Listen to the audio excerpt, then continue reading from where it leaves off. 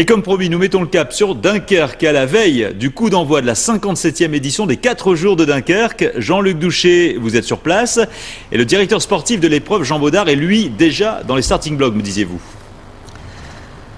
Oui Vincent, bonsoir. Alors les directeurs sportifs, vous allez le voir sur cette image tournée il y a quelques minutes par Bernard Deron, les 18 directeurs sportifs des 18 équipes engagées sur cette 57e édition des 4 jours de Dunkerque étaient réunis tout à l'heure pour le traditionnel briefing d'avant-course, la course qui part demain. Alors cette année, particularité pour ces 4 jours de Dunkerque présentés comme le Tour du Nord-Pas-de-Calais, les 4 jours ne passent que dans le Nord. Explication sur ce reportage de Vincent Dussossois et de Maxime Ferrer.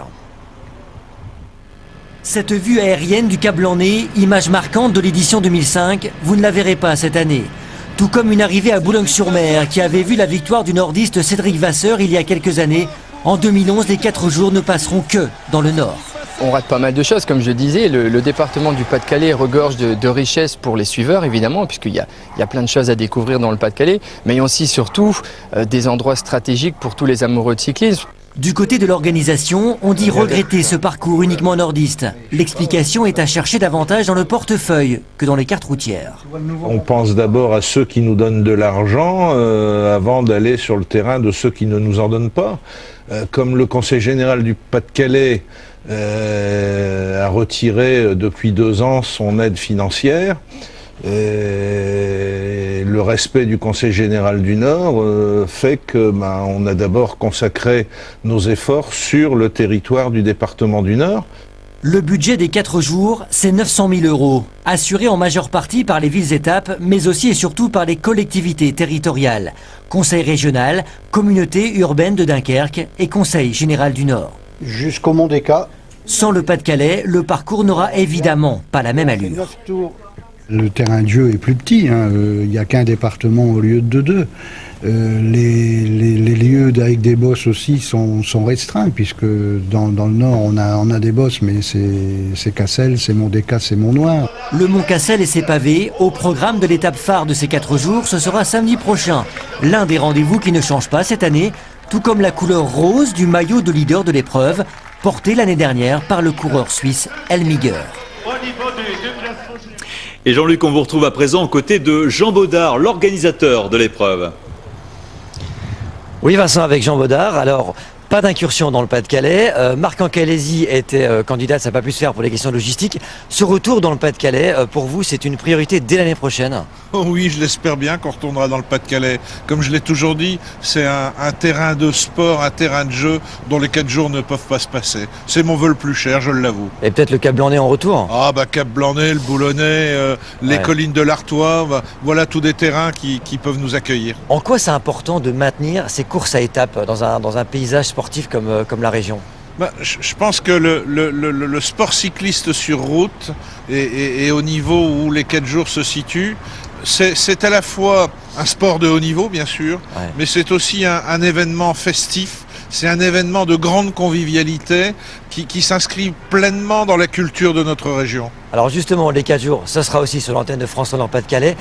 Faites-nous rêver un petit peu. On sait que les 2 frères Feuilly ne viennent pas, mais il y aura un très beau duel. Fedrigo-Veuclair, vous me confirmez? Écoutez, Fedrigo-Veuclair, on les avait déjà eus sur les 4 jours dans les années précédentes, soit ensemble, soit séparément, mais en portant le même maillot.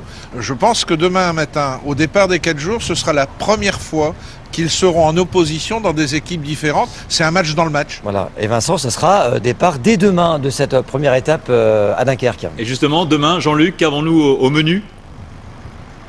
Alors au menu, la première étape Dunkerque-Orchy, vous me confirmez, c'est la première fois que Orchy va accueillir les 4 jours depuis 57 ans, 180 km au programme, une jolie première étape. Du sud au nord, le champion de France n'a qu'une seule idée en tête, porter le plus haut possible les couleurs de son maillot. Seulement au petit matin, Thomas Voeckler se présente au public dunkerquois dans ce monochrome-là. De sa tunique tricolore ne reste que le blanc, un maillot synonyme de leader du classement européen. Avec 6 victoires depuis février, dont 2 étapes sur Paris-Nice, Voeckler réalise le meilleur début de saison de sa carrière, à bientôt 32 ans. C'est peut-être un petit mélange entre l'expérience, la maturité un peu physique, puisque les meilleures années c'est entre 28 et 33 ans pour un cycliste, donc je suis en plein dedans. Et puis il y a aussi, il faut l'avouer, ce petit brin de réussite. De la réussite et de l'audace. Le leader de l'équipe Europcar se montre d'entrée dans cette première étape des 4 jours entre Dunkerque et Orchies. Voeckler profite d'un sprint de bonification pour tenter une échappée. En vain, le peloton reprendra toutes les tentatives. Dans ce plat pays-là, les sprinteurs s'expliquent encore une fois. L'Allemand Marcel Kittel s'impose et devient leader au classement général. Malgré son maillot blanc, Voeckler, lui, n'est pas passé inaperçu. Le champion de France a déjà donné rendez-vous à son public pour la 2e étape.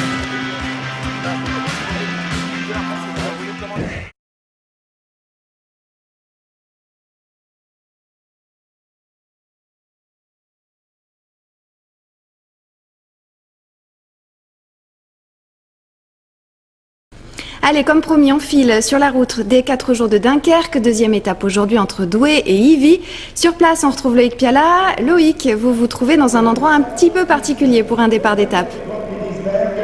Oui Camille, comme vous le voyez, nous sommes en intérieur. C'est dommage parce que dehors le temps est magnifique. Nous sommes à l'intérieur du hall Gaillan Expo à Douai. C'est la 2e fois que les 4 jours font escale ici. La dernière fois c'était en 2009, mais c'était pour une arrivée, alors que là on est pour un départ avec, vous le voyez derrière moi, les coureurs qui finissent la séance de signature traditionnelle quotidienne sur les 4 jours. Loïc, on va revenir 2 petites minutes sur l'arrivée d'hier. Elle a quand même créé une certaine polémique dans le peloton. Oui, tout à fait. L'arrivée en fait au sprint et la victoire de l'Allemand Marcel Kittel n'a pas plu du tout à la formation Katusha. Selon elle, il aurait bénéficié d'une rétro-poussette. En gros, il a été aidé par ses coéquipiers dans le sprint final. Le problème pour les commissaires de course, c'est que c'est invérifiable sur les images. Alors, cette première étape, elle a également permis de mettre en avant un homme, un coureur nordiste. Il s'appelle Anthony Collin, il est né à Lille, il vit à Vervic et il est le détenteur du maillot de meilleur grimpeur. Nous l'avons rencontré ce matin, lui et son équipe, Roubaix Lille Métropole. Nous étions avec Bernard Deron et Régis Broy.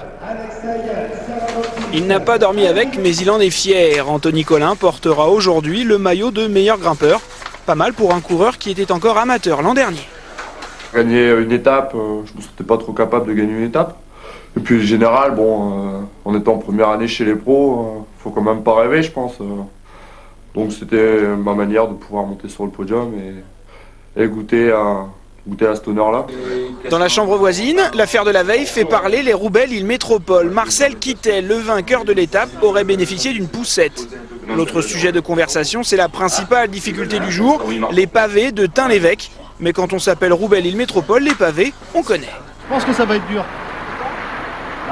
J'ai été reconnaître dans la semaine un peu le parcours et à la sortie des pavés, je pense que ça va être... S'il y a des pavés, il y a des pavés. Alors c'est vrai que certains coureurs n'aiment pas trop passer sur les secteurs pavés, mais d'un autre côté, c'est peut-être aussi la possibilité peut-être de faire une sélection sur ces passages. Avec 3 fois 1,7 km de pavés, les mécaniques et les organismes, même nordistes, vont souffrir.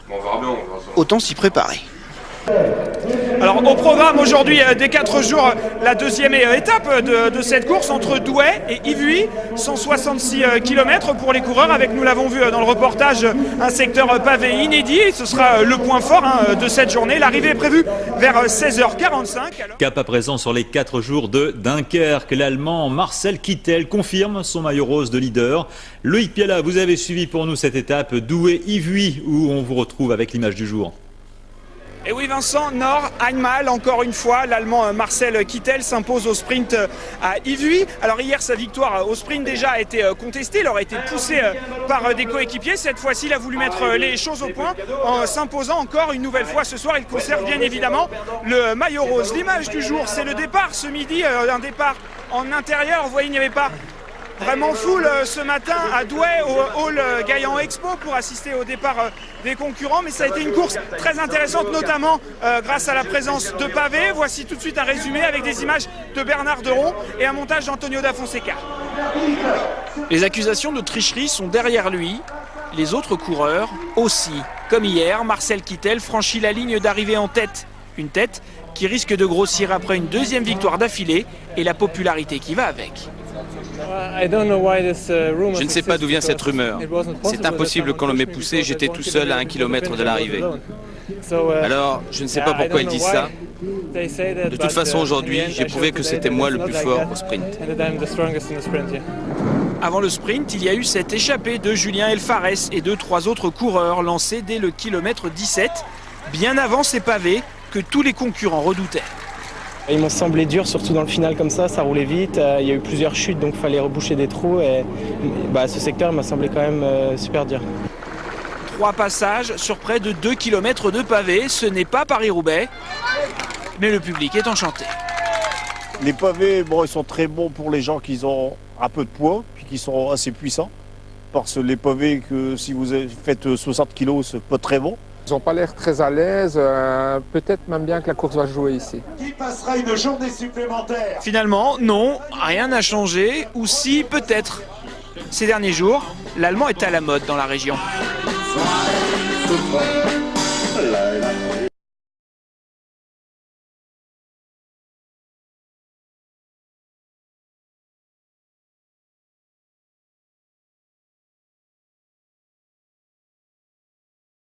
Et enfin Loïc, quel menu nous avez-vous concocté pour demain? Eh bien demain, direction Caudry. Le départ sera donné à 12h30 pour une étape de 171 km sous forme de boucle dans le Cambrésis, arrivé au Cateau, prévu vers 16h30. On y sera bien évidemment avec toute l'équipe des 4 jours. Je ne sais pas si on peut passer maintenant aux 4 jours de Dunkerque. On me dit oui, donc les 4 jours comme promis. On va retrouver Jean-Luc Douchet et de 3 pour l'Allemand Kittel.